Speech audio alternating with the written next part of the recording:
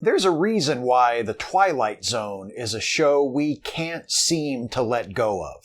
The original show aired its final episode in 1964, but it has never really left the public imagination.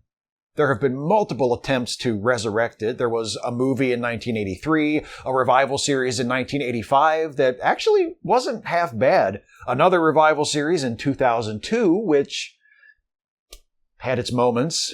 And next year, there's yet another revival series, this one developed and hosted by Jordan Peele, which I'm actually kind of excited about. Good job, CBS All Access. Between Star Trek and The Twilight Zone, you have mastered the art of getting my money. But to date, none of the revivals has matched the power of the original. One reason for that might be that they were all produced after the death of Rod Serling and therefore lacked his inimitable voice, both as a writer and a host/narrator. Another obstacle to recreating the feel of the original show is that many of the fears and anxieties it tapped into now seem a little anachronistic to modern audiences. Not all of them, to be sure. Some of the most powerful episodes, The Monsters Are Due on Maple Street, The Shelter, The Little People, Nervous Man in a $4 Room, find unique ways of arguing that we are our own worst enemies, that the most dangerous threats don't come from somewhere else, but from right where we live, in our own communities, our own homes, our own hearts.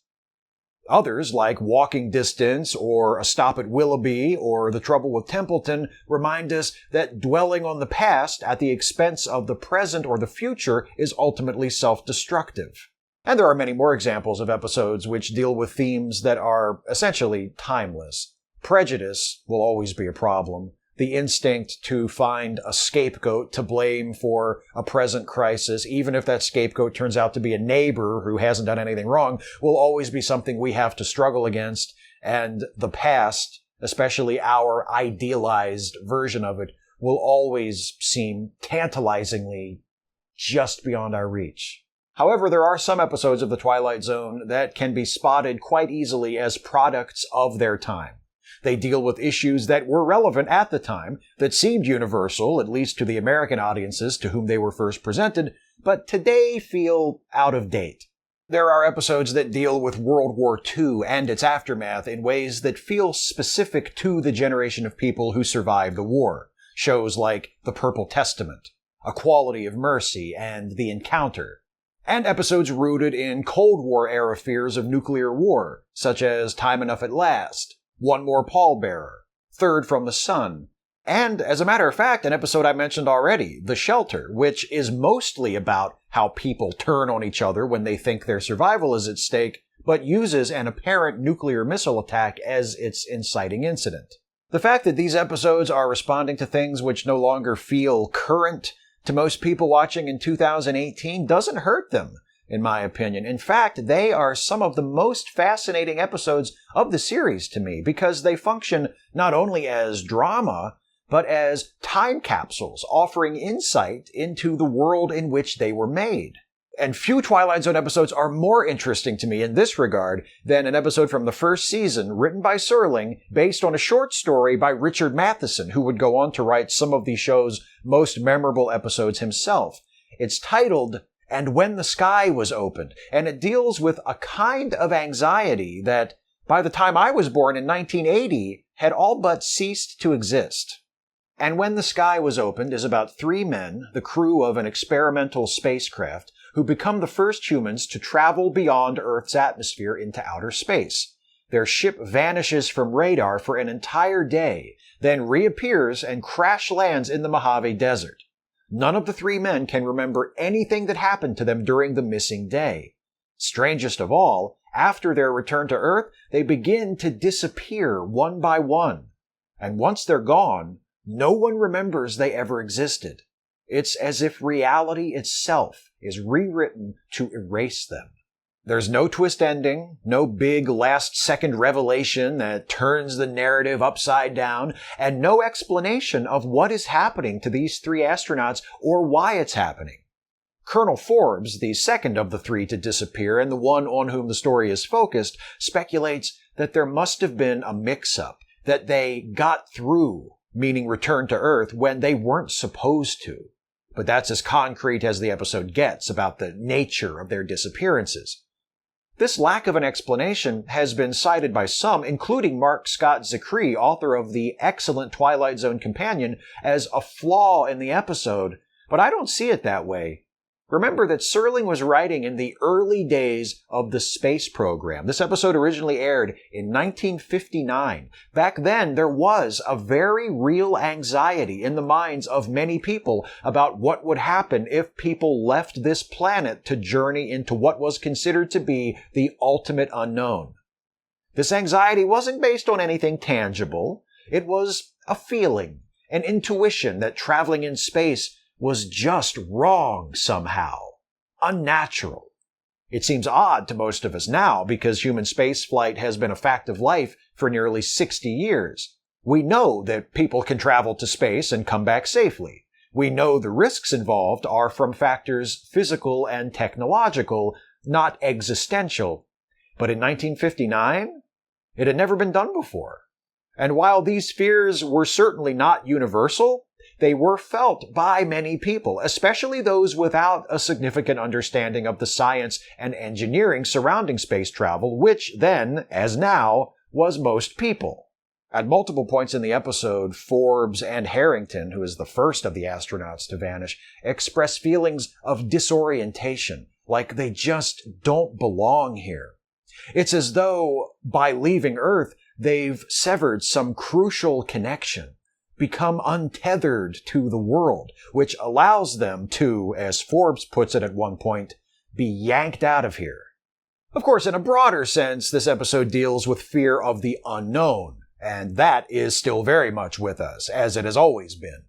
Centuries before anyone seriously contemplated traveling to outer space, there were stories, probably apocryphal, of sailors who feared taking their ships too far out to sea, lest they fall off the edge of the world. And today, while we no longer worry about crossing a forbidden boundary by traveling to space, I do remember some folks being worried that when the Large Hadron Collider was activated, it would create a black hole and destroy our entire planet. This feeling wasn't widespread. Most people, particularly scientists, thought it was a very silly thing to be afraid of, but the fear existed nonetheless. Every time someone does something that has never been done before, or at least something we think has never been done before, fears like this crop up. What's going to happen? Is this a good idea? Should we be doing this? What if something goes wrong? What if they didn't think of everything? What might the consequences be?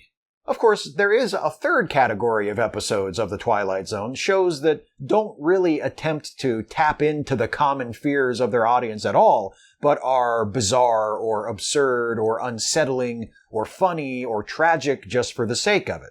I'm thinking of episodes like Mirror Image and The After Hours and The Silence. Oh, that last one is one of my very favorites. Check it out if you haven't seen it for a while. I think that's another thing that makes The Twilight Zone so enduring. The fact that, unless you've already seen them all, you're not sure what you're getting from episode to episode.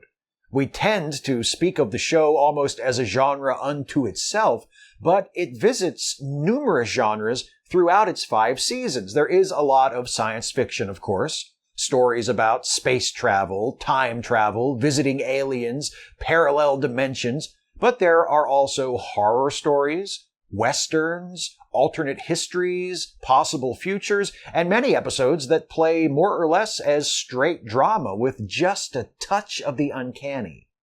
When he created The Twilight Zone, Rod Serling was a veteran of the first golden age of American television, when writers ruled the airwaves and anthology shows like Studio One and Playhouse 90 were both popular and critically acclaimed. One reason that I have hope that this upcoming series by Jordan Peele might come closer than the previous revivals to recapturing the essence of the original is that at the moment we are experiencing another golden age of television. The formats and the method of distribution may be different than they were in the 1950s and 60s. Many of the best television isn't even being shown on television, at least not in a way Rod Serling would have recognized, but rather on streaming services like Netflix or Hulu, or specialty cable channels like HBO. But once again, the writer is king. Talented people with compelling stories to tell are finding outlets through which to share those stories on more or less their own terms like no other time in the history of television, with the possible exception of that first golden age. And unlike that first golden age, the current one has introduced audiences to the work of more than just cishet white male writers. More diverse stories are being told by more diverse creators than ever before. None of this guarantees that the new Twilight Zone will be a worthy successor to the original. It could turn out to be no good at all.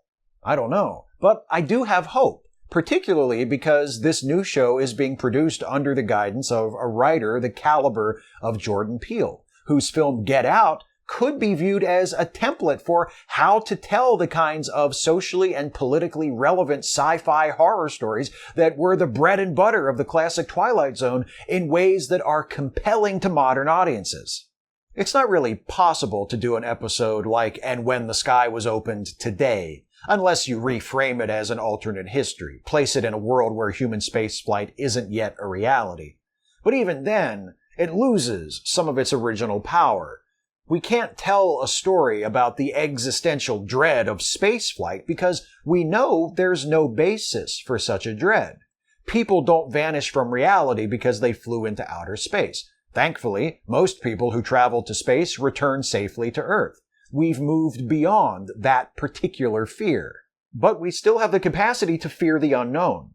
We are still susceptible to superstition, to worry about the unforeseen consequences of the next big scientific breakthrough, to suspicion of the other and of each other. We're still liable to be blinded by prejudice or ignorance or wishful thinking. And we still enjoy a good scare or a well-told story that hits us with an unexpected twist.